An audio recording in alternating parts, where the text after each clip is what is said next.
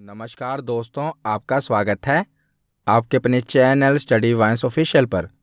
तो आज की इस वीडियो में हम फिज़िक्स का इम्पोर्टेंट टॉपिक प्रकाश के बारे में पढ़ेंगे, जिसमें हम देखेंगे कि प्रकाश क्या होता है, इसकी प्रॉपर्टीज़ क्या हैं, इसके स्रोत कौन से हैं, और इसके बाद में हम प्रकाश का परावर्तन, अपवर्तन, पूर्ण आंतरिक परावर्तन, वर्ण विक्षेपण, इनके सब के बारे में पढ़ेंगे। और इतना कुछ पढ़ने के बाद हम लास्ट में प्रीवियस ईयर क्वेश्चन भी कवर करेंगे।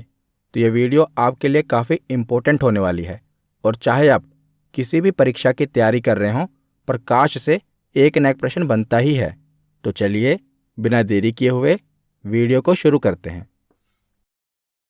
तो चलिए वीडियो की शुरुआत करते हैं, और सबसे पहले देखते हैं कि आखिर प्रकाश होता क्या है, लाइट होती क्या है। तो प्रकाश एक प्रकार की ऊर्जा है जो कि विद्युत चुंबकीय तरंगों के रूप में संचारित होती है, यानी कि इलेक्ट्रोमैग्नेटिक वेव के रूप में ये संचरित होती है। तो विद्युत चुंबकीय तरंगें कौन सी होती हैं? तो जो विद्युत चुंबकीय तरंगें होती हैं ना, इन्हें किसी माध्यम की आवश्यकता नहीं पड़ती। तो जो प्रकाश है ये वैक्यूम में यानी कि निर्वात में भी ट्रैवल कर सकता है, इसको किसी माध्यम की आवश्यकता नहीं पड़ती। जैसे ध्वनि है यानी कि साउंड है, इसे माध्यम की आवश्यकता पड़ती है, पर जो प्रकाश है इसे किसी माध्यम की आवश्यकता नहीं पड़ती। ये निर्वात यानी कि वैक्यूम में भी ट्रैवल कर सकता है, और जहाँ पर माध्यम है वहाँ पर भी ट्रैवल कर सकता है। तो ये विद्युत चुंबकीय तरंगों के रूप में संचरित होता है। और प्रकाश एक ऊर्जा का रूप है जो खुद तो अदृश्य है यानी कि इनविजिबल है, परंतु अन्य वस्तुओं को ये दृश्यमान बनाता है। प्रकाश की उपस्थिति में ही हम दूसरी वस्तुओं को देख सकते हैं। तो जीवधारियों की आंखें प्रकाश के प्रति संवेदनशील होती हैं, और उसकी उपस्थिति में ही वो वस्तुओं को देख सकते हैं। जब किसी वस्तु पर किरणें पड़ती हैं तो वे उस वस्तु से टकराकर आंखों पर परावर्तित होती हैं, और आंखों के पीछे उस वस्तु का प्रतिबिंब बनता है, जिस कारण क्या होता है कि हम उस वस्तु को देख पाते हैं। तो जो प्रकाश की किरणें होती हैं ये वस्तु पर पड़ती हैं, और वस्तु से टकराकर ये हमारी आंखों पर परावर्तित होती हैं, और हमारी आंखों के पीछे उस वस्तु का प्रतिबिंब बनता है, जिस कारण हम उस वस्तु को देख पाते हैं। तो प्रकाश की प्रकृति और उसके गुणों के अध्ययन से संबंधित विज्ञान को प्रकाशिकी कहा जाता है। तो सबसे पहले हम प्रकाश के गुण देखते हैं। तो प्रकाश एक सरल रेखा में गतिमान होता है, यानी कि स्ट्रेट लाइन में गतिमान होता है, और प्रकाश के इसी गुण के कारण सूर्य ग्रहण एवं चंद्र ग्रहण जैसी भौगोलिक परिघटनाएं होती हैं। तो प्रकाश एक तरंग भी है और एक कण भी है। तो प्रकाश एक तरंग यानी कि वेव तथा कण यानी कि पार्टिकल की दोहरी प्रकृति प्रदर्शित करता है। तो जो प्रकाश की तरंग प्रकृति होती है ना, ये हमें बताती है कि प्रकाश विद्युत चुंबकीय तरंग के रूप में व्यवहार कर सकता है, जबकि प्रकाश की कण प्रकृति बताती है कि प्रकाश में फोटोन नामक कण पाए जाते हैं, पार्टिकल पाए जाते हैं। तो प्रकाश तरंग भी है तथा ये कण भी है। तो प्रकाश का तरंग सिद्धांत किसने दिया था, ये इम्पोर्टेंट है। तो जर्मन विद्वान हाइगेंस ने सन 1678 ईस्वी में प्रकाश का तरंग सिद्धांत दिया था। तो ये एग्जाम में पूछा जाता है कि प्रकाश का तरंग सिद्धांत किसने दिया था? तो हाइगेंस ने दिया था। तो प्रकाश का तरंग सिद्धांत है क्या? तो प्रकाश एक तरंग के रूप में चलता है, और प्रकाश तरंगें अनुप्रस्थ तरंगें होती हैं, ट्रांसवर्स वेव्स होती हैं। तो जो तरंगें होती हैं ये दो प्रकार की होती हैं, एक तो अनुप्रस्थ तरंगें होती हैं और दूसरी अनुदैर्ध्य तरंगें होती हैं। तो जो प्रकाश है ये अनुप्रस्थ तरंग होती है। तो अनुप्रस्थ तरंग होती क्या है, तुम दोनों ही देख लेते हैं कि अनुप्रस्थ तरंग और अनुदैर्ध्य तरंग दोनों क्या होती हैं, इनमें अंतर क्या है। तो जब भी किसी माध्यम में कोई तरंग संचालित होती है तो माध्यम के जो कण है ना वो कंपन करने लगते हैं, और कणों के कंपन की दिशा के अनुसार ही तरंगें दो प्रकार की होती हैं। पहली है अनुप्रस्थ तरंग, जिसे ट्रांसवर्स वेव्स कहते हैं। तो जो प्रकाश है ये भी अनुप्रस्थ तरंग है। तो ये किस प्रकार की तरंग होती है? तो इनमें जो कण की गति होती है ना, ये तरंग की दिशा के लंबवत होती है, यानी कि वर्टिकल होती है। जैसे एक रस्सी है, इसका एक सिरा आप कहीं पर बांध देते हैं और दूसरे सिरे से इसको झटकते हैं, तो कैसे एक वेव बनती है ना, उसी को क्या कहेंगे? अनुप्रस्थ तरंग कहेंगे। जैसे आप ये देख रहे हैं, ये क्या है? ट्रांसवर्स वेव्स है। इसमें कण की गति ऊपर नीचे आप देख रहे हैं ना कि क्या है? लंबवत होती है, तो ये ट्रांसवर्स वेव्स है। और अनुदैर्ध्य तरंग क्या होती है? लॉन्गिट्यूडनल वेव क्या होती है? तो इसमें जो कण की गति होती है, ये तरंग की दिशा की ओर होती है। जैसे स्प्रिंग होती है, उसको हम दबाते हैं, तो जो कण की गति है वो किस ओर होती है? तरंग की दिशा की ओर ही होती है। जैसे आप देख रहे हैं, यह है लॉन्गिट्यूडनल वेव। तो दो प्रकार की वेव होती हैं, ट्रांसवर्स वेव और लॉन्गिट्यूडनल वेव। तो जो प्रकाश है, ये कौन सी वेव है? ये एग्जाम में पूछा गया है। तो प्रकाश ट्रांसवर्स वेव है, यानी कि अनुप्रस्थ तरंग है। तो ये तो प्रकाश का तरंग सिद्धांत हो गया। हमने पढ़ा था कि प्रकाश तरंग भी है और कण भी है। अब हम प्रकाश का कणिका सिद्धांत देख लेते हैं, जो कि न्यूटन ने दिया था। तो न्यूटन ने बताया था कि प्रकाश का निर्माण छोटे छोटे प्रत्यस्थ और हल्के कणों से होता है, जिन्हें कणिकाएं कहा जाता है। और प्रत्येक प्रकाश स्रोत अनगिनत छोटे छोटे तथा हल्के कण उत्सर्जित करता है, और इन कणों को ही कणिकाएं कहा गया है। तो किसी समांग माध्यम में जो ये कणिकाएं होती हैं, ये प्रकाश के वेग से सरल रेखाओं में चलती हैं तथा अपने साथ गतिज ऊर्जा भी लेकर चलती हैं। और जब यह कणिकाएं किसी दूसरे वस्तु से परावर्तित होकर हमारी आंख पर पड़ती हैं, तब हमें वो वस्तु दिखाई देती है। और भिन्न भिन्न रंगों के प्रकाश की कणिकाएं भिन्न भिन्न आकार की होती हैं। तो जो प्रकाश है ना, इसे किसी माध्यम की आवश्यकता नहीं पड़ती, यानी कि कोई मीडियम इसके लिए रिक्वायर नहीं है। प्रकाश का वेग सबसे ज़्यादा अधिकतम कहाँ पर होता है? तो निर्वात में होता है, यानी वैक्यूम में होता है। तो निर्वात का मतलब क्या है? तो निर्वात का मतलब ऐसा स्थान जहाँ पर वायु नहीं है। जैसे अंतरिक्ष, अंतरिक्ष क्या है? वैक्यूम है। तो प्रकाश का वेग सबसे अधिकतम कहाँ पर होता है? तो निर्वात में होता है। और अंतरिक्ष में कोई माध्यम नहीं है, कोई वायुमंडल नहीं है, न वायु है, फिर भी वहाँ पर जो लाइट है ट्रेवल करती है। तो इसीलिए प्रकाश को किसी माध्यम की आवश्यकता नहीं पड़ती। तो जो प्रकाश है, ये हमें सीधी रेखा में चलता हुआ प्रतीत होता है, क्योंकि जो प्रकाश का वेवलेंथ है, वेवलेंथ को हिंदी में कहते हैं तरंग दैर्ध्य। तो प्रकाश का वेवलेंथ बहुत छोटा होता है। तो वेवलेंथ क्या होता है, यानी कि तरंग दैर्ध्य क्या होता है? तो किसी तरंग का कण एक चक्कर पूरा करने में जितनी दूरी तय करता है, उसे उसका तरंग दैर्ध्य कहते हैं। जैसे आप डायग्राम में देख रहे हैं, ये वेवलेंथ है। तो वेव क्या होती है? तरंग। और लेंथ क्या होती है? उसकी लंबाई।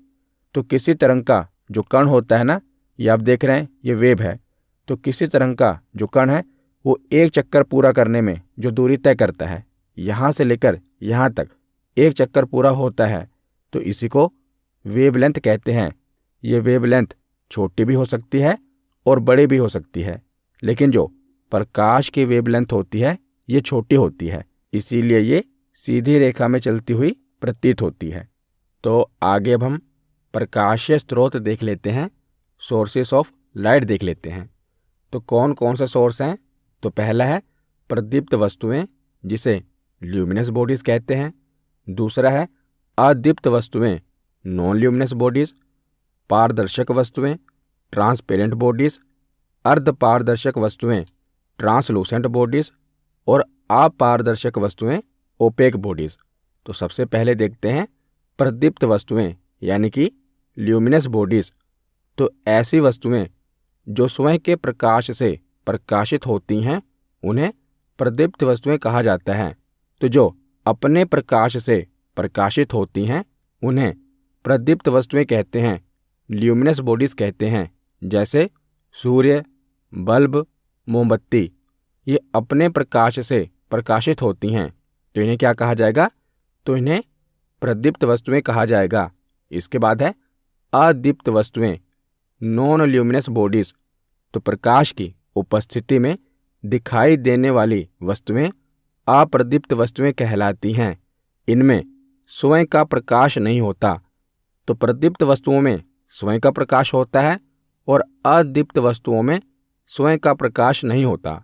जैसे जो हमारे आसपास की वस्तुएं हैं, इनमें स्वयं का प्रकाश नहीं है। चंद्रमा के पास भी स्वयं का प्रकाश नहीं है। चंद्रमा के पास अपनी रोशनी नहीं है। सूर्य की रोशनी से हमें चंद्रमा दिखाई देता है। तो अदीप्त वस्तुएं कौन सी होगी? जिनके पास अपना प्रकाश नहीं होता। उसके बाद है पारदर्शक वस्तुएं, ट्रांसपेरेंट बॉडीज। तो जिन वस्तुओं से होकर जो प्रकाश की किरणें हैं ये सीधा आर पार निकल जाएं, उन्हें पारदर्शक वस्तुएं कहेंगे, ट्रांसपेरेंट बॉडीज कहेंगे। जैसे कांच। तो कांच में आप देखते हैं कि जो प्रकाश है वो कांच के आर पार हो जाता है ना। तो ऐसी वस्तुओं को क्या कहा जाएगा? पारदर्शक वस्तुएं कहा जाएगा। इसके बाद है अर्ध पारदर्शक वस्तुएं, ट्रांसलूसेंट बॉडीज। तो अर्ध यानी कि आधा, पारदर्शक यानी कि ट्रांसपेरेंट। तो ऐसी वस्तुएं जिनमें प्रकाश का कुछ भाग अवशोषित हो जाता है तथा कुछ भाग बाहर निकल जाता है, उन्हें अर्धपारदर्शक वस्तुएं कहेंगे। जैसे तेल से भीगा हुआ कागज, ये उदाहरण पूछा गया है इसीलिए मैंने लिखा है। तो जो तेल से भीगा हुआ कागज है उसे कहेंगे ट्रांसलूसेंट बॉडीज। उसमें प्रकाश पूरी तरह से आर पार नहीं होगा, लेकिन हाँ, प्रकाश का कुछ भाग इसके आर पार होगा, तो इसे कहेंगे अर्धपारदर्शक वस्तु। इसके बाद है अपारदर्शक वस्तु, ओपेक बॉडीज। जिन वस्तुओं से प्रकाश की किरणें बिल्कुल नहीं गुजरती, उन्हें अपारदर्शक वस्तुएं कहते हैं। जैसे पत्थर, ईंट, बालू और भी बहुत सी चीजें हैं जिनमें से प्रकाश की किरणें नहीं गुजरती, उन्हें क्या कहा जाएगा? उन्हें अपारदर्शक वस्तुएं कहा जाएगा। तो आगे अब हम प्रकाश का परावर्तन देखते हैं, रिफ्रैक्शन ऑफ लाइट देखते हैं। बहुत ही इंपॉर्टेंट है। तो जब प्रकाश किसी चिकनी सतह से टकराकर वापस उसी माध्यम में लौट आता है, तो लौटने के इस क्रम में वह विशेष कोण पर मुड़ जाता है और प्रकाश के इस गुण को प्रकाश का परावर्तन कहते हैं। तो प्रकाश का परावर्तन क्या है? रिफ्लेक्शन ऑफ लाइट क्या है? तो जब लाइट किसी चिकनी सतह पर टकराकर वापस लौट जाती है ना, तो उसे रिफ्लेक्शन ऑफ लाइट कहते हैं। जैसे आप डायग्राम में देख रहे हैं, ये दर्पण है यानी शीशा है, और ऊपर से जो लाइट पड़ रही है वो लाइट क्या हो रही है? इसकी चिकनी सतह पर टकराकर वापस लौट जा रही है ना। तो इसी को रिफ्लेक्शन ऑफ लाइट कहेंगे, प्रकाश का परावर्तन कहेंगे। तो यहाँ से क्या क्या प्रश्न बनते हैं? तो जो ये डायग्राम है ये आपको याद रखना है। तो इसमें क्या क्या होता है वो हम पढ़ते हैं। एक तो होता है आपतित किरण, जिसे कहते हैं इंसिडेंस रे। तो स्रोत से आने वाली किरण को आपतित किरण कहते हैं। तो आपतित किरण क्या होता है? मान लीजिए जो रोशनी है वो सूर्य से आ रही है, तो जो सूर्य की रोशनी आ रही है और शीशे पर पड़ रही है उसी को आपतित किरण कहेंगे। तो स्रोत से आने वाली किरण को ही आपतित किरण कहा जाएगा। अगर वो टॉर्च की रोशनी है तो जो टॉर्च से रोशनी आ रही है उसी को आपतित किरण कहा जाएगा। आपतित में क्या है? आ। तो जो रोशनी आ रही है उसी को आपतित किरण कहा जाएगा। और आपतित किरण तथा अभिलंब के बीच का जो कोण होता है वो आपतन कोण कहलाता है। तो अभिलंब क्या होता है? तो अभिलंब एक इमेजिनरी लाइन होती है जो इसके बीचों बीच, जहाँ पर जो रोशनी टकरा रही है ना, उसके बीचों बीच वो लाइन खींच दी जाती है। तो अभिलंब और आपतित किरण के बीच का जो कोण होता है इसे आपतन कोण कहा जाता है, और इसी को हम एंगल आई से दर्शाते हैं। तो आई से क्यों दर्शाते हैं? क्योंकि आपतित किरण को इंग्लिश में क्या कहते हैं? इंसिडेंस रे कहते हैं। तो इसीलिए इंसिडेंस का आई, तो आपतित कोण को हम एंगल आई द्वारा दर्शाते हैं। तो आपतित किरण हो गई जो किरण आ रही है। अब दूसरी है परावर्तित किरण यानी कि रिफ्लेक्टिव रे। तो इसके नाम से ही क्लियर है, रिफ्लेक्टिव रे। तो परावर्तन के बाद जाने वाली किरण को परावर्तित किरण कहते हैं। तो एक हो गई आपतित किरण जो किरण आ रही है, और रिफ्लेक्ट होने के बाद जो किरण जा रही है उसी को परावर्तित किरण कहेंगे। और परावर्तित किरण तथा अभिलंब के बीच का जो कोण होता है उसे परावर्तन कोण कहा जाता है। पीछे हमने पढ़ा कि आपतित किरण और अभिलंब के बीच के कोण को आपतन कोण कहेंगे और परावर्तित किरण और अभिलंब के बीच के कोण को परावर्तन कोण कहेंगे और इसे एंगल आर द्वारा दर्शाते हैं। तो अभिलंब क्या होता है? तो मैंने आपको बताया कि परावर्तित किरण तथा आपतित किरण को अलग करने वाले काल्पनिक रेखा को, इसके बीच जो ये रेखा खींची गई है जो इन दोनों को अलग करती है, उसे अभिलंब कहा जाता है। और इसी के साथ ये याद रखेगा कि हमेशा आपतन कोण परावर्तन कोण के बराबर होता है। यानी कि जो ये आपतित किरण आ रही है और ये सतह पर टकरा रही है, इसके बाद इसका रिफ्लेक्शन हो रहा है तो ये परावर्तित किरण बनती है। तो इन दोनों के बीच में ये जो कोण बन रहा है ना, एक तो आपतन कोण है जो अभिलंब के साथ बन रहा है और दूसरा परावर्तन कोण है जो कि परावर्तित किरण का अभिलंब के साथ बन रहा है। तो आपतन कोण और परावर्तन कोण हमेशा समान होंगे। अगर आपतन कोण 30 डिग्री है तो परावर्तन कोण भी 30 डिग्री होगा, याद रखिएगा। तो इसका हम न्यूमेरिकल भी देख लेते हैं जो कि एग्जाम में पूछा जाता है। तो प्रश्न क्या है कि 30 डिग्री के कोण पर एक किरण आपतित होती है तो परावर्तन कोण और आपतित किरण तथा परावर्तित किरण के बीच का कोण कितना होगा। तो यहाँ पर दो सवाल पूछे गए हैं। पहला तो ये पूछा गया है कि परावर्तन कोण कितना होगा और दूसरा सवाल ये पूछा गया है कि आपतित किरण तथा परावर्तित किरण के बीच का कोण कितना होगा। तो पहले हम देखते हैं कि परावर्तन कोण कितना होगा। तो मैंने आपको बताया कि जो आपतन कोण होता है उसी के बराबर परावर्तन कोण भी होता है। तो यहाँ पर बताया गया है कि 30 डिग्री के कोण पर एक किरण आपतित होती है तो 30 डिग्री आपतन कोण होगा, क्योंकि आपतित किरण का अभिलंब के साथ जो कोण बनता है उसी को आपतन कोण कहते हैं। तो अगर 30 डिग्री आपतन कोण होगा तो परावर्तित किरण का भी अभिलंब के साथ 30 डिग्री का कोण बनेगा। तो 30 डिग्री आपतन कोण है तो 30 डिग्री परावर्तन कोण भी होगा। तो पहले प्रश्न का तो ये जवाब हो गया। अब दूसरा प्रश्न है कि आपतित किरण तथा परावर्तित किरण के बीच में कोण कितना होगा। तो यह है आपतित किरण और यह है परावर्तित किरण। तो इन दोनों के बीच में कोण कितना होगा। तो 30 डिग्री ये है, 30 डिग्री ये है, तो दोनों के बीच में मिलाकर कितने डिग्री का कोण होगा। तो 60 डिग्री का कोण होगा। इसके बाद अगला प्रश्न देखते हैं कि एक किरण तल के साथ 35 डिग्री का कोण बनाती है तो यह किस कोण के साथ परावर्तित होगी। तो यहाँ पर क्या कहा गया है कि जो किरण है वो तल के साथ, यहाँ पर यह नहीं कहा गया कि अभिलंब के साथ, यहाँ पर तल के साथ कहा गया है। तो तल, जैसा कि यहाँ पर दर्पण है तो जो दर्पण का तल है यहाँ से 35 डिग्री का कोण बना रही है आपतित किरण। हमें तो अभिलंब के साथ कोण चाहिए होता है। तो अगर 35 डिग्री का कोण बना रही है तो अभिलंब के साथ कितना कोण बनेगा। तो आपको पता ही है कि टोटल 90 डिग्री का कोण होता है। अगर कोई रेखा सीधी हो तो 90 डिग्री का कोण होगा। तो 90 में से 35 डिग्री घटा दो तो बचा 55 डिग्री। तो आपतित किरण अभिलंब के साथ 55 डिग्री का कोण बनाएगी। और यहाँ पर पूछा गया है कि यह किस कोण के साथ परावर्तित होगी, यानी कि परावर्तन कोण पूछा गया है। तो अगर आपतन कोण 55 डिग्री होगा तो परावर्तन कोण कितना होगा, आप बताइए। तो अगर आपतन कोण 55 डिग्री है तो परावर्तन कोण भी 55 डिग्री होगा। तो अगर आपतन कोण 55 डिग्री है तो परावर्तन कोण भी 55 डिग्री ही होगा।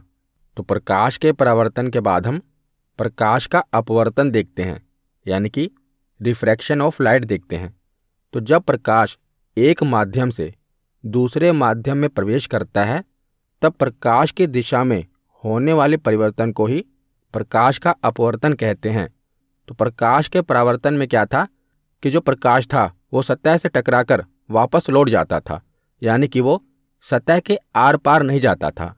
लेकिन प्रकाश के अपवर्तन में क्या है कि जो प्रकाश है वो सतह के आर पार जाता है लेकिन उसकी दिशा में परिवर्तन हो जाता है और उस परिवर्तन को ही प्रकाश का अपवर्तन कहेंगे। जैसे जो प्रकाश है जब वो नदी में यानी कि पानी में प्रवेश करता है तो उसकी दिशा में परिवर्तन होता है।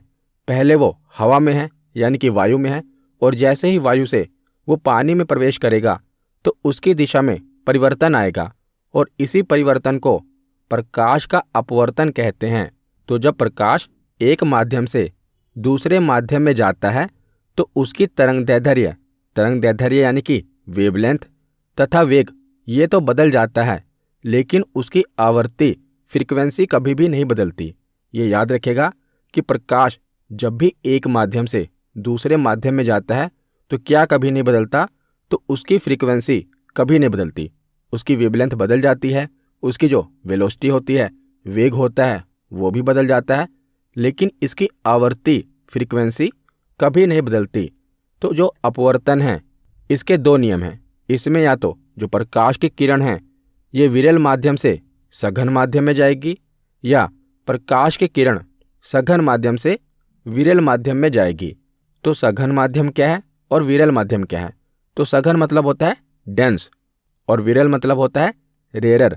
तो इसको मैं आपको एक आसान सी एग्जाम्पल से समझाता हूँ। तो जैसे मान लीजिए कि 10 आदमी हैं, वो अलग अलग, जैसे आप देख रहे हैं, अलग अलग होकर खड़े हैं, तो इसे कहा जाएगा विरल यानी कि रेयर। और वही 10 आदमी जब इकट्ठे चिपक के एक साथ खड़े हो जाएं तो उसे सघन कहा जाएगा, डेंस कहा जाएगा।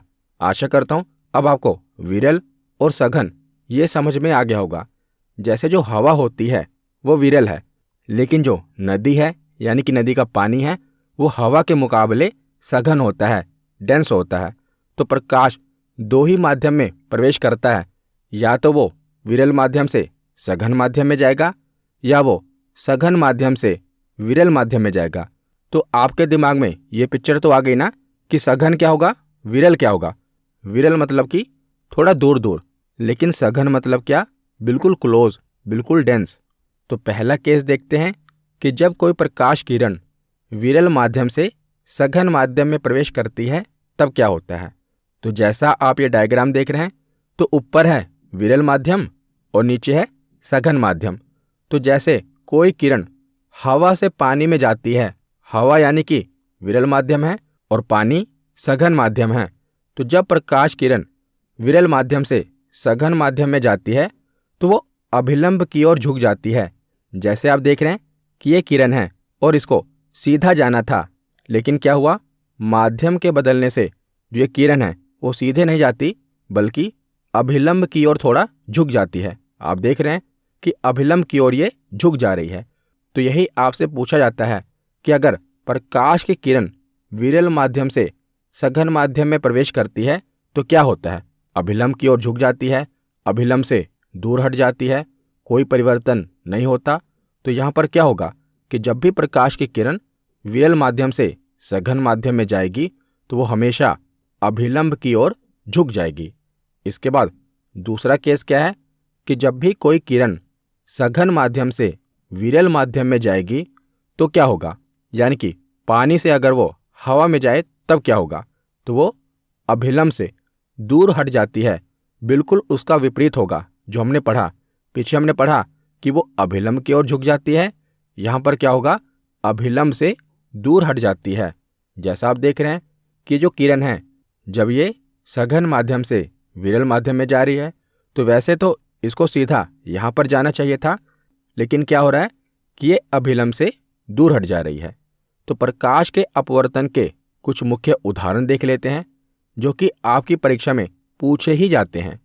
जैसे पहला उदाहरण है कि पानी से भरे किसी बर्तन की तल्ली पे जो पड़ा हुआ सिक्का होता है ये ऊपर उठा हुआ दिखाई पड़ता है, और इसका कारण यह है कि जब हम बर्तन में पानी डालते हैं तो अपवर्तन के कारण जो सिक्का है ये कुछ ऊपर उठा हुआ प्रतीत होता है। तो आपसे एग्जाम्पल पूछा जाएगा कि बताइए पानी से भरे किसी बर्तन की तली में जो पड़ा हुआ सिक्का है ये ऊपर उठा हुआ दिखाई देता है, इसका कारण क्या है। तो प्रकाश के अपवर्तन के कारण ये ऊपर उठा हुआ दिखाई पड़ता है।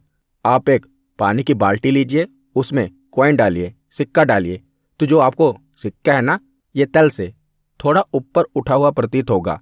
किसके कारण, तो प्रकाश के अपवर्तन के कारण, क्योंकि प्रकाश की किरण के कारण ही हमें वो सिक्का दिखाई दे रहा है। और जो प्रकाश की किरण है जब ये हवा से पानी में जा रही है, हमने पढ़ा विरल माध्यम से सघन माध्यम में जा रही है, तो क्या होता है, अभिलंब की ओर झुक जाती है ना। तो इसी कारण जो सिक्का है वो जहाँ पर एक्चुअल में है वहाँ हमें नहीं दिखाई देता, बल्कि थोड़ा ऊपर उठा हुआ दिखाई देता है। दूसरा उदाहरण क्या है कि अपवर्तन के कारण ही पानी के अंदर पड़ी हुई मछली भी उसकी वास्तविक गहराई से कुछ ऊपर उठी हुई दिखाई पड़ती है। तो दूसरा उदाहरण है कि जो मछली है वो जो पानी की गहराई में होती है वो अपनी एक्चुअल जगह पर नहीं दिखाई देती, बल्कि गहराई से कुछ ऊपर उठी हुई प्रतीत होती है। तो अपवर्तन के उदाहरण बहुत ही आसान है। जब भी कोई ऐसा उदाहरण आए ना जिसमें जो चीज़ है, जो वस्तु है, वो अपनी एक्चुअल जगह पर नहीं है, या तो आगे है या तो पीछे है, ऊपर उठी हुई प्रतीत हो रही है, मतलब अपनी एक्चुअल जगह पर नहीं है, तो आप समझ जाएं ये किसका उदाहरण होगा। तो ये अपवर्तन का उदाहरण होगा। तीसरा उदाहरण क्या है, तो जो तारे हमें टिमटिमाते हुए प्रतीत होते हैं ना, ये भी प्रकाश के अपवर्तन के कारण ही प्रतीत होते हैं। ये भी एग्जाम में पूछा गया है। तो तारे हमें टिमटिमाते हुए प्रतीत क्यों होते हैं?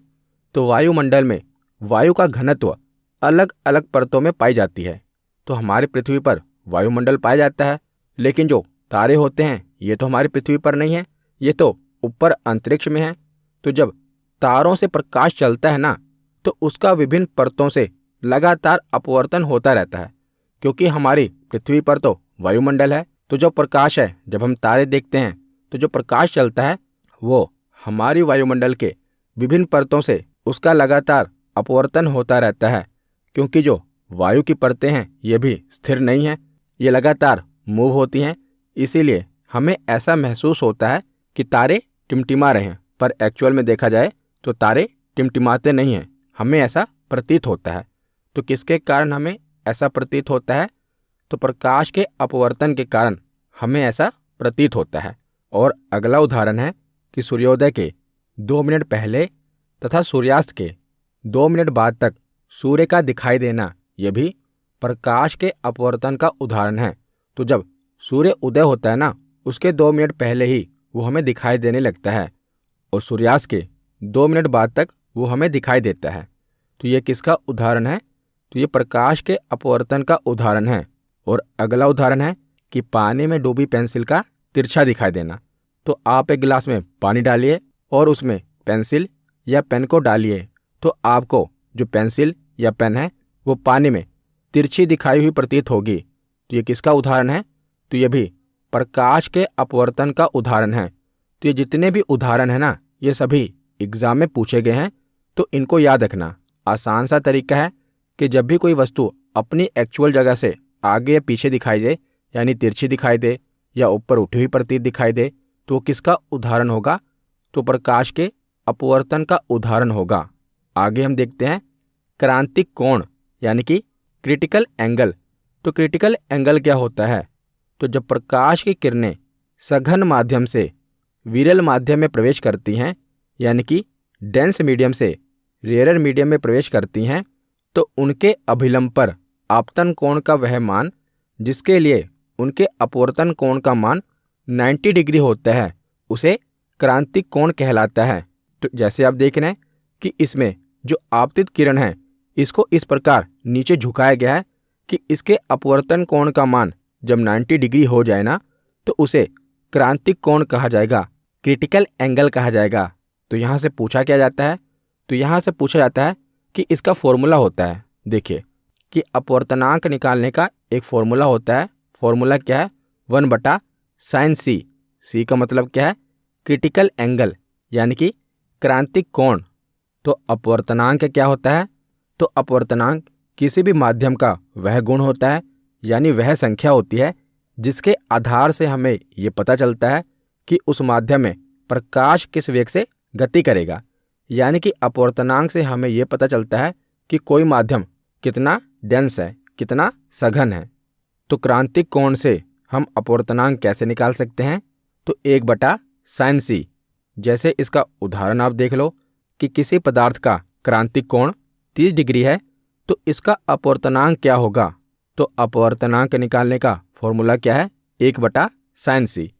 तो sin c में 30 डिग्री आएगा, तो sin 30 डिग्री का मान कितना होता है? तो sin 30 डिग्री का मान होता है 1/2। तो 1/2 आ जाएगा, जिसके बाद इसको काट के आप निकालेंगे तो इसका जवाब क्या होगा? 2। इसके बाद पढ़ते हैं पूर्ण आंतरिक परिवर्तन।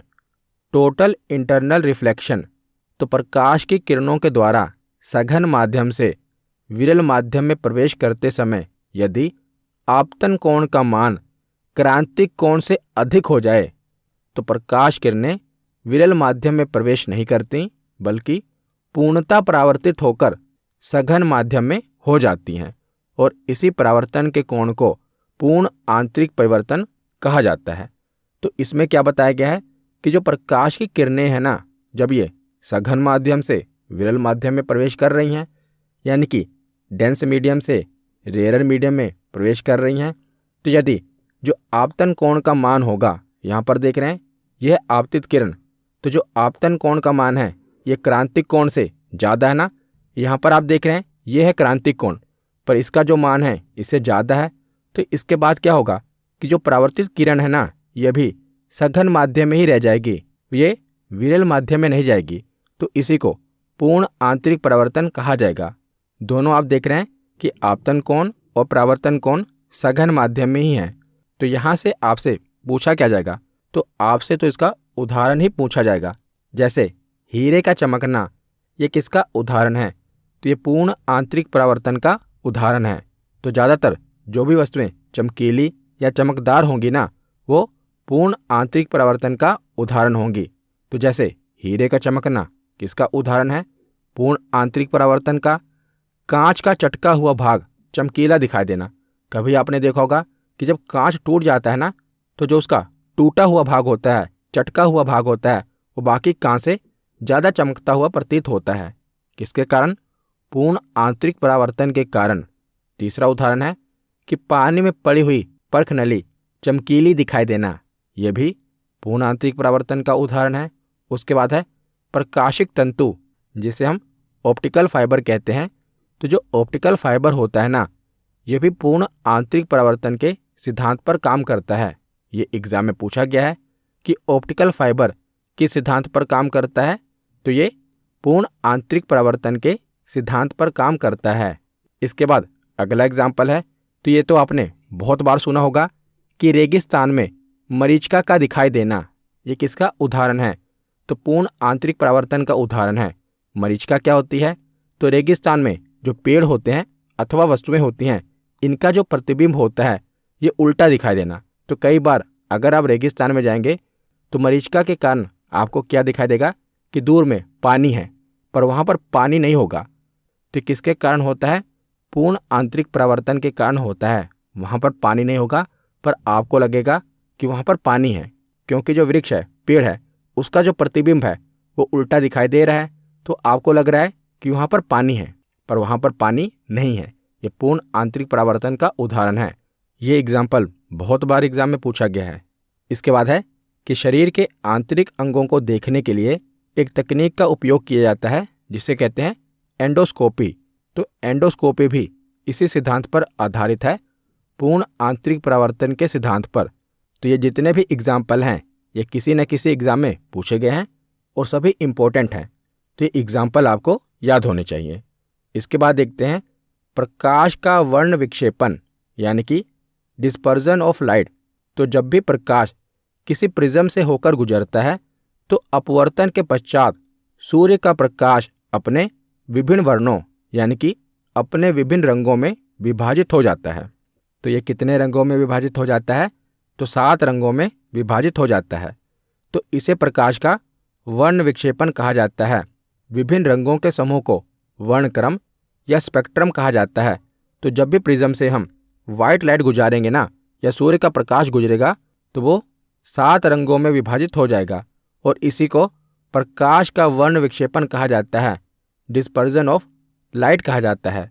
तो वर्ष 1666 में न्यूटन ने हमें ये बताया था कि भिन्न भिन्न रंग भिन्न भिन्न कोणों से विक्षेपित होते हैं और यह विक्षेपण पारदर्शी माध्यम में अलग अलग रंगों के प्रकाश की चाल पर निर्भर करता है। तो आप देख रहे हैं कि जो लाल रंग है ये सबसे ऊपर है, इसका विचलन ये ज़्यादा विक्षेपित नहीं हुआ, लेकिन जो बैंगनी रंग है ये सबसे नीचे है और इसका विक्षेपण सबसे ज़्यादा हुआ है, क्योंकि प्रकाश की एक ही किरण है और यही 7 रंगों में बिखर गई है। तो जो लाल रंग है इसका विचलन ज़्यादा नहीं हुआ, लेकिन बैंगनी रंग का विचलन ज़्यादा हुआ है। तो बैंगनी रंग की जो वेवलेंथ होती है ना, ये सबसे कम होती है, और लाल रंग की जो वेवलेंथ होती है ये सबसे अधिक होती है। तो लाल रंग का विक्षेपण सबसे कम होगा और बैंगनी रंग का विक्षेपण सबसे अधिक होगा। ये पूछा भी जाता है कि किस रंग का विक्षेपण सबसे अधिक होता है, तो बैंगनी रंग का विक्षेपण सबसे अधिक होता है और लाल रंग का विक्षेपण सबसे कम होता है। तो ये हो गया डिस्पर्जन ऑफ लाइट। आगे हम देखते हैं स्कैटरिंग ऑफ लाइट, यानी कि प्रकाश का प्रकीर्णन। तो जब प्रकाश किसी ऐसे माध्यम में गति करता है जिसमें धूल तथा अन्य पदार्थों के सूक्ष्म कण उपस्थित होते हैं, तो प्रकाश सभी दिशाओं में फैल जाता है और यही परिघटना प्रकाश का प्रकीर्णन कहलाती है। जैसे हमारी धरती में जो वायु है, इस वायु में धूल कण है ना, छोटे छोटे कण। तो जब प्रकाश पृथ्वी के वायुमंडल से हमारे धरातल पर आता है, तो हमारे धरातल पर आप देखेंगे कि जो हमारी हवा है इसमें छोटे छोटे कण हैं। तो जो प्रकाश है इन सूक्ष्म कणों से टकराकर सभी दिशाओं में फैल जाता है। इसी को प्रकाश का प्रकीर्णन कहते हैं, स्कैटरिंग ऑफ लाइट कहते हैं। तो प्रकीर्णन के उदाहरण कौन कौन से हैं? तो आकाश का नीला रंग एवं समुद्र का नीला रंग प्रतीत होना, ये प्रकीर्णन का उदाहरण है। तो जब भी कोई कलर से रिलेटेड बात आएगी ना, तो प्रकाश के प्रकीर्णन का उदाहरण होगा। जैसे आकाश का नीला रंग, तो ये प्रकाश के प्रकीर्णन का उदाहरण है। समुद्र का नीला रंग, ये भी प्रकाश के प्रकीर्णन का उदाहरण है। सूर्यास्त तथा सूर्योदय होते समय सूर्य लाल रंग का दिखाई देता है और लाल रंग का प्रकीर्णन सबसे कम होता है, अर्थात यह दूर से भी स्पष्ट दिखाई देता है। इसीलिए इसका प्रयोग यातायात में खतरे के संकेतों को दर्शाने के लिए किया जाता है, क्योंकि यह रंग दूर से दिखाई देता है। तो प्रकीर्णन का उदाहरण क्या होगा? तो जब भी कोई कलर से रिलेटेड यानी कि रंग से रिलेटेड उदाहरण होगा, तो वो प्रकाश के प्रकीर्णन का उदाहरण होगा। इसके बाद है प्रकाश का विवर्तन, यानी कि डिफ्रैक्शन ऑफ लाइट। तो प्रकाश का विवर्तन क्या है? तो जब प्रकाश किसी अत्यंत सूक्ष्म छिद्र से होकर गुजरता है, तो वो किनारों से थोड़ा विचलित हो जाता है, मतलब अपने मार्ग से थोड़ा हट जाता है, और इसे ही प्रकाश का विवर्तन कहते हैं। जैसे आप देख रहे हैं, तो मान लीजिए दीवार है और दीवार में आप देख रहे हैं ये छिद्र है। तो जब भी प्रकाश इसमें एंटर करेगा तो वो सीधा नहीं जाएगा, बल्कि अपने मार्ग से थोड़ा हट जाएगा। इसी को क्या कहा जाएगा? इसी को प्रकाश का विवर्तन कहा जाएगा। और प्रकाश का विवर्तन अवरोध के आकार पर निर्भर करता है, यानी कि ये जो आकार है, छिद्र का आकार है, ये जितना छोटा होगा प्रकाश का विवर्तन उतना ही ज़्यादा होगा। तो हमेशा प्रकाश का विवर्तन अवरोध के आकार पर निर्भर करता है। तो यहाँ पर हमारा थ्योरी सेक्शन कंप्लीट होता है। अब हम प्रीवियस ईयर क्वेश्चन देखते हैं। तो पहला प्रश्न है कि प्रकाश की तरंग किस प्रकार की तरंग है? अनुप्रस्थ तरंग है, अनुदैर्ध्य तरंग है, या दोनों तरह की है? तो जो प्रकाश की तरंगे होती हैं ये अनुप्रस्थ तरंगे होती हैं। तो इसका सही जवाब क्या होगा? Option A. अगला प्रश्न है कि प्रकाश का तरंग सिद्धांत किसके द्वारा प्रस्थापित किया गया था? तो प्रकाश का तरंग सिद्धांत किसने दिया था? तो हाइगेंस के द्वारा ये सिद्धांत दिया गया था। तो इसका सही जवाब क्या होगा? Option B. अगला प्रश्न है तो किसी अवरोध की ओर से प्रकाश का मुड़ना क्या कहलाता है? तो किसी अवरोध से जो प्रकाश मुड़ जाता है वो क्या कहलाएगा? उसे प्रकाश का विवर्तन कहते हैं। तो ऑप्शन बी इसका सही जवाब है। अगला प्रश्न है कि प्रकाश के चिकने पृष्ठ से टकराकर वापस लौटने की घटना को क्या कहते हैं? तो जब प्रकाश किसी चिकनी सतह से टकराकर वापस लौट जाता है तो उसे रिफ्लेक्शन ऑफ लाइट कहते हैं, प्रकाश का परावर्तन कहते हैं। तो इसका सही जवाब क्या होगा? Option B. अगला प्रश्न है कि एक काटा हुआ हीरा क्यों जगमगाता है? यानी कि एक तराशा हुआ हीरा क्यों जगमगाता है? तो ये पूर्ण आंतरिक परावर्तन के कारण जगमगाता है। तो इसका सही जवाब क्या होगा? Option C. अगला प्रश्न है कि पानी से भरे किसी बर्तन में पड़ा हुआ सिक्का किस कारण थोड़ा उठा हुआ प्रतीत होता है? तो सिक्का किस कारण उठा हुआ प्रतीत होता है? तो मैंने आपको बताया कि जब भी कोई वस्तु अपनी जगह से थोड़ी उठी हुई या तिरछी प्रतीत हो तो वो किसका उदाहरण होगा? तो वो प्रकाश के अपवर्तन का उदाहरण होगा? तो इसका सही जवाब है ऑप्शन बी, प्रकाश के अपवर्तन के कारण जो पानी में पड़ा सिक्का होता है वो थोड़ा उठा हुआ प्रतीत होता है। अगला प्रश्न है कि किसके कारण आकाश नीला दिखाई पड़ता है? तो कलर से रिलेटेड कुछ भी आ जाए तो किसके कारण होता है? प्रकीर्णन के कारण होता है। तो इसका सही जवाब है ऑप्शन सी। अगला प्रश्न है कि इंद्रधनुष के किस रंग का विक्षेपण अधिक होता है? तो कौन सा रंग है जिसका विक्षेपण सबसे अधिक होता है? तो बैंगनी रंग का विक्षेपण सबसे अधिक होता है और लाल रंग का विक्षेपण सबसे कम होता है। तो यहाँ पर पूछा गया है कि किसका विक्षेपण सबसे अधिक होता है? तो इसका सही जवाब है बैंगनी रंग का, ऑप्शन ए इसका सही जवाब है। अगला प्रश्न है कि निम्न में से क्या वायुमंडलीय अपवर्तन का परिणाम नहीं है? तो यहाँ पर यह पूछा गया है कि जो उदाहरण है इसमें से अपवर्तन का उदाहरण कौन सा नहीं है? तो पहला उदाहरण है कि सूर्य का अपने वास्तविक उदय से 2 या 3 मिनट पहले दिखाई पड़ना, तो ये तो अपवर्तन का उदाहरण है। दूसरा उदाहरण है कि सूर्य का सूर्यास्त के समय लाल दिखाई देना, तो ये गलत है। मैंने आपको बताया कि कलर से रिलेटेड कुछ भी आए तो वो प्रकीर्णन का उदाहरण होगा। तो ये ऑप्शन सही है क्योंकि यहाँ पर पूछा गया है कि कौन सा अपवर्तन का परिणाम नहीं है। तो ऑप्शन बी अपवर्तन का परिणाम नहीं है। ऑप्शन सी में देखा जाए तो रात के समय तारों का टिमटिमाना ये अपवर्तन का उदाहरण है। और ऑप्शन डी सूर्य का आकाश में अपने वास्तविक ऊंचाई से ज़्यादा ऊंचाई पर दिखाई देना, ये भी अपवर्तन का उदाहरण है। लेकिन ऑप्शन बी अपवर्तन का उदाहरण नहीं है। तो इसका सही जवाब क्या होगा? Option B. अगला प्रश्न है कि प्रिज्म में प्रकाश के विभिन्न रंगों का विभाजन क्या कहलाता है? तो प्रिज्म में जो प्रकाश के विभिन्न रंगों का विभाजन होता है ये प्रकाश का वर्ण विक्षेपण कहलाता है। इसका सही जवाब क्या होगा? Option D. अगला प्रश्न है कि सबसे कम तरंग दैर्ध्य वाला प्रकाश होता है, तो प्रकाश का कौन सा रंग है जो सबसे कम तरंग दैर्ध्य वाला होता है? तो इसका सही जवाब है बैंगनी। जो सबसे कम तरंग दैर्ध्य वाला होगा उसका विक्षेपण सबसे ज़्यादा होगा। तो बैंगनी रंग इसका सही जवाब है। आज का आखिरी प्रश्न है कि प्रकाश का रंग निश्चित किया जाता है, तो प्रकाश का रंग किससे निश्चित होता है? तो अभी मैंने आपको बताया कि वेग के द्वारा, आयाम के द्वारा, तरंग दैर्ध्य के द्वारा या आवर्ती के द्वारा। तो जो प्रकाश का रंग होता है ये उसके वेवलेंथ के द्वारा डिसाइड होता है, तरंग दैर्ध्य के द्वारा डिसाइड होता है। तो इसका सही जवाब होगा ऑप्शन सी। तो आज की वीडियो यहीं पर ख़त्म होती है। कैसी लगी ये वीडियो कमेंट सेक्शन में ज़रूर बताना। धन्यवाद।